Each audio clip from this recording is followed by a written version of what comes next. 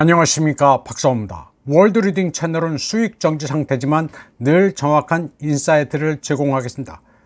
뉴욕타임즈는 미국 관리를 인용해 수천 명의 북한군이 꾸르스크에 도착했다고 말했습니다.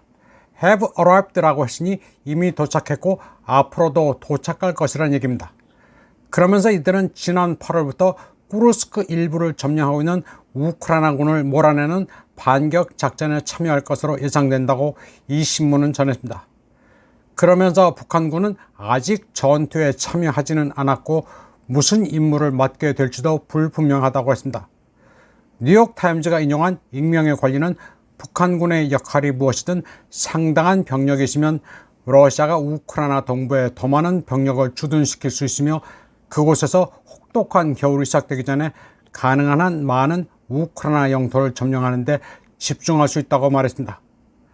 뉴욕타임즈는 몇 주 동안 한국과 우크라이나 정부는 수천 명의 북한군이 러시아군과 훈련하고 있으며 우크라이나는 그 숫자를 12,000명으로 추산한다고 전했습니다.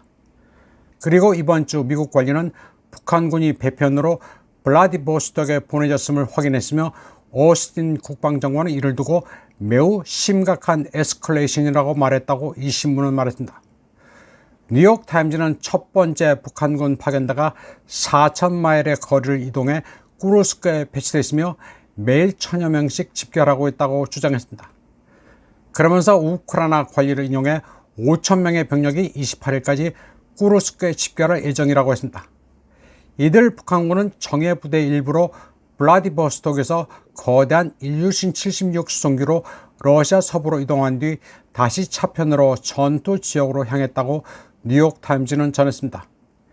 우크라이나 매체 유크레니언 뉴스도 뉴욕타임즈를 인용해 러시아가 곧 5,000명의 정예 북한군을 꾸르스크에 배치할 것이라고 주장했습니다.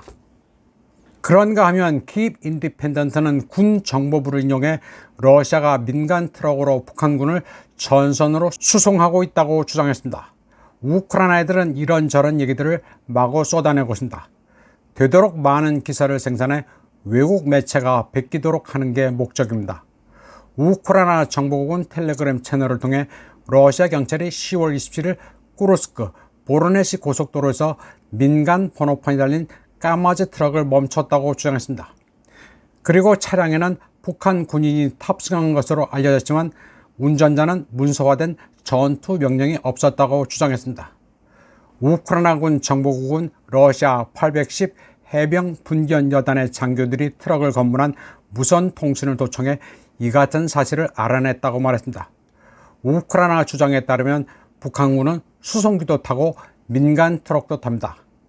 젤렌스키는 10월 26일 저녁 연설에서 북한군이 앞으로 며칠 안에 전선에서 러시아군과 함께 전투를 벌일 가능성이 있다고 말했습니다.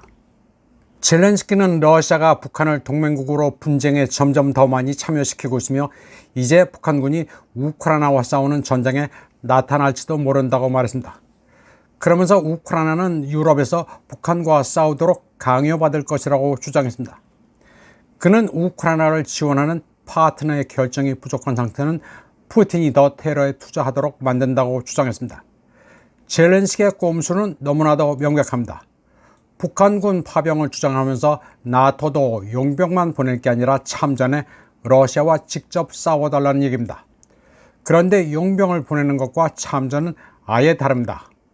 나토가 북한군의 파병이 사실이라면 심각한 사안이라면서도 키예프의 주장은 확인이 안 된 것이라면서 거리를 두는 이유입니다.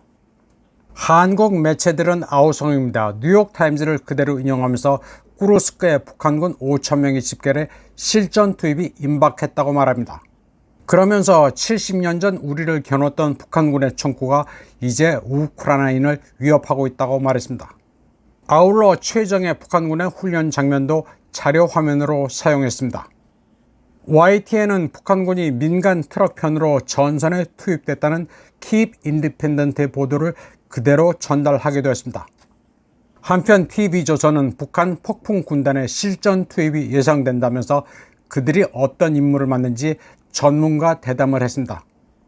그러면서 일본의 교토통신을 이용해 김영복 부총참모장이 파병 북한군 부대 총책임자로 러시아에 입국했다고 말했습니다.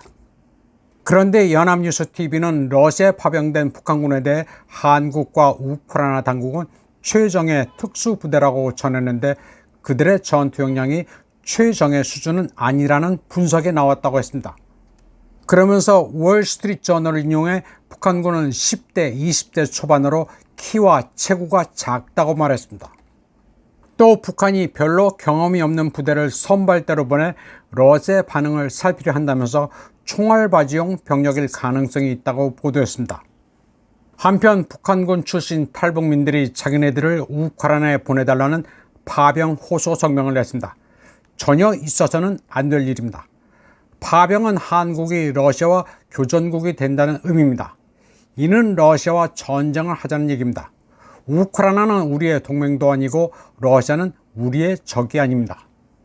북한군 파병설은 앞뒤가 안 맞는 구석이 너무 많습니다. 초읽기, 임박, 일촉즉발 이런 단어를 앞으로 며칠 동안 계속 들을 공산이 큽니다. 북한군이 마치 러시아의 게임 체인저처럼 들리는데 어느새 사그라들 뉴스일 가능성이 높다고 저는 보고 있습니다. 젤렌스키의 속내는 간단합니다.